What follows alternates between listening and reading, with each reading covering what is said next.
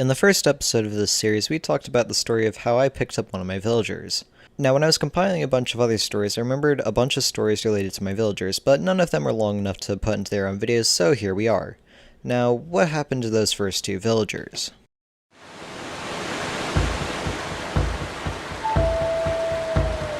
Alright, so you know the first one already. He was a single villager that I got from catching and curing one zombie villager. The other villager that I spent 4 hours getting? Well, instead of telling you what happened, I'll just let the footage speak for itself. Te llamo para que vaya a recoger las paelleras. Y me acuesto en su, ya para abrir el restaurante que era el arroz. Y me llama el cocinero. Risita, ¿qué? Ve por la paellera. Venga, que las 2 de la tarde ya están aquí. Miren, bañador. En las chanclas. Todo despeinado porque no me dio tiempo nada ponerme las chanclas y el bañador. Voy a la playa, había subido la marea.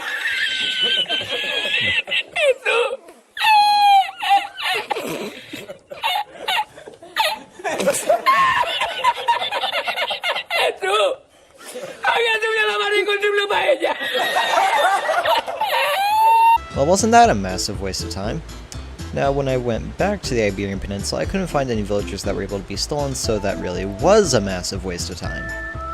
I eventually caught another zombie villager, and he became my new second villager. So we have a cleric and a librarian. Autocorrect changed it to a librarian, so I'm going to make a joke out of that, okay?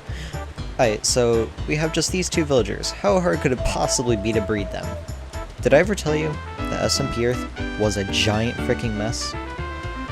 Well, I first thought maybe I am not trading with them enough. I threw boatloads of money at them to the point that I might as well be Jeff Bezos. And nothing. I grabbed food and tossed it at them. Nothing. I built more doors. I am now a master carpenter. Nothing. I literally retried multiple of these to make them breed over the course of 3 days, and nothing was happening. This is when Henry joined the server. Before the sheep heist, I messaged him on Discord with crappy mobile pictures to ask what I was doing wrong. Even he was clueless.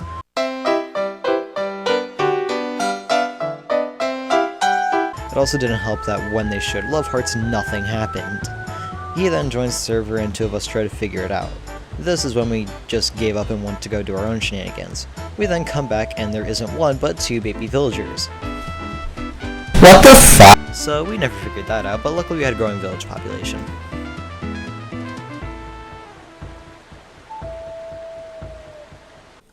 So we have our villagers. Wonderful. The iron golems, though, are annoying. I don't need to worry about mobs anymore, so they're just a nuisance in the small fort.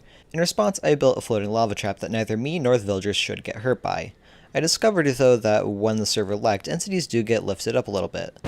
This was made worse since this is the worst part of the age of lag, with the server TPS hitting record lows. So I may have nearly died in it and lost a villager, but hey, we got easy iron now.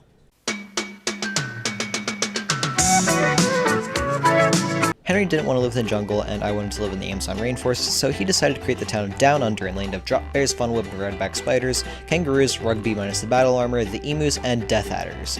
Australia. He also asked for 2 villagers. That doesn't sound so bad, does it? Well, that bug with getting boat kicked that I mentioned in the first episode was never patched, although it was somewhat fixed in January. Who knows, maybe the server won't be a mess.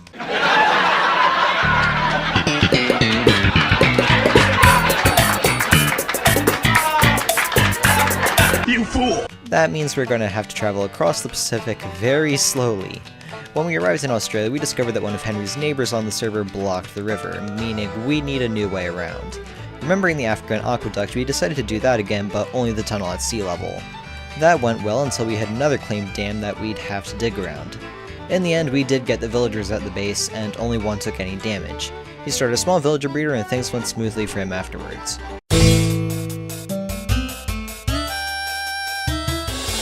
Final story for the night.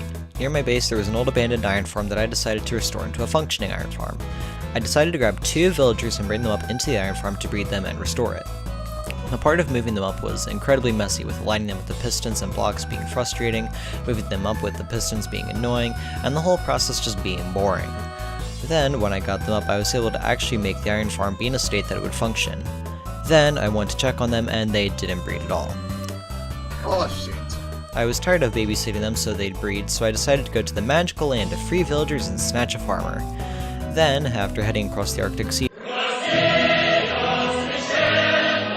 I arrived in the Americas and dropped off a villager. What could possibly go wrong? I got them breeding and then something involving another player happened, but that is a story for another time. And that's the end of the video. I'm probably going to make a video about what I teased at the end of this one, but that is... I'm probably going to make a video about what I teased at the end of this one, but I actually want their help for it and their perspective so it isn't one-sided. That's it.